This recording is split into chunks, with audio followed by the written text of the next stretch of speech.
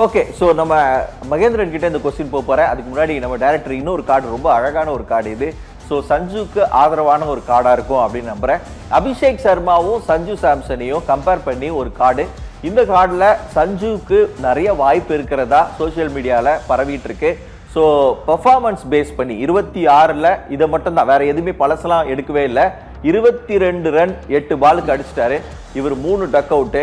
இப்பவும் தேவையா இவங்க 2 பேர்ல? கட்டாயம் இவங்க 2 பேரும் கம்பேர் பண்றாங்க. நீங்க திலக் வர்மா சஞ்சுவை கம்பேர் பண்ணி லிவி ரொம்ப தெளிவா ஆன்சர் பண்ணிட்டாரு Mahendran. So Sanju and Abhishek Sharma, so இப்படி கம்பேர் பண்ணும்போது நிச்சயமா ஒரு கேள்வி எழுப்புது, இன்னுமா வாய்ப்பு கொடுத்துக்கிட்டே இருக்கணும் அப்படின்னு. கண்டிப்பாக. அதாவது அபிஷேக் சர்மா அண்ட் சஞ்சு சாம்சன் இவங்க 2 பேரை ஃபர்ஸ்ட் கம்பேர் பண்றதுக்கு முன்னாடி ஒரு சின்ன விஷயம் என்னன்னா, நாளைக்கு கேம் வந்து சவுத் ஆப்பிரிக்கா கூட அபிஷேக் சர்மா விளையாடணுமா வேணாமா அப்படின்னு பாத்தீங்கன்னா, நான் என்னைய பொறுத்தவரை விளையாட வைக்கலாம் அப்படின்றது தான் என்னுடைய பிளான். ஏன்னா நாளைக்கு பெரிய விதமான ஸ்பின் அட்டாக் வந்து சவுத் ஆப்பிரிக்கா கிட்ட கிடையாது. அபிஷேக் சர்மா ஸ்பின்னர்ஸ் கிட்ட கொஞ்சம் ஸ்ட்ரகிள் ஆனது நம்ம பார்த்தோம். நாளைக்கு வந்து சீம் அட்டாக் இருக்காரு. மகாராஜா கேசவ் மகாராஜா மட்டும் தான் வச்சிருக்காங்க. சோ அகமதாபாத் மாதிரியான ஒரு பிட்ச்ல வந்து ஒரே ஒரு ஸ்பின்னர்ஸ் வச்சிட்டு போகும்போது மார்க்ரம் கூட நல்லா போடுவார்ல. மார்க்ரம் வந்து நிறைய அடி வாங்கியிருக்காரு இந்த வாட்டி.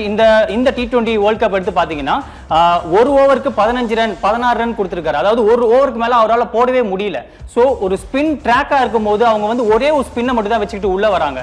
சோ சீமஸ்க்கு அதிகமா கொடுக்க வேண்டிய கட்டாயத்துக்கு அவங்க தள்ளப்பட்டதுனால அபிஷேக் சர்மாவுக்கு கண்டிப்பா அடுத்த மேட்ச் கிளிக் ஆகிறதுக்கு வாய்ப்பு இருக்கு. சோ சஞ்சு சாம்சனா அபிஷேக் சர்மாவா அப்படின்ற நம்ம போக்குள்ள வந்தோம்னா, என்ன பொறுத்தவரையும் அபிஷேக் சர்மா தான் நான் விளையாட வைப்பேன். சஞ்சு சாம்சன் நான் டீமுக்குள்ள கொண்டு வருவேன்.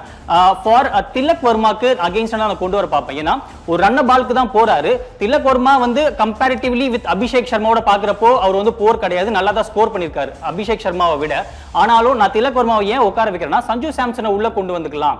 சோ அந்த இடத்த வந்து கொஞ்சம் கொஞ்சம் ஃபியர்லெஸ்ஸா ப்ளே பண்ண வச்சுக்கலாம் சஞ்சு சாம்சனை அப்படின்றதுக்காக நான் அந்த இடத்துக்கு கொண்டு வரேன். அதாவது மக்கள் சொன்ன தீர்ப்புல 34%ல வந்து பாத்தீங்கன்னா அந்த 3 பேர் இருக்க அந்த பார்ட் தான் நான் கொண்டு வரதுக்கு பிளான் பண்ணுவேன் என்ன பொறுத்த வரைக்கும்.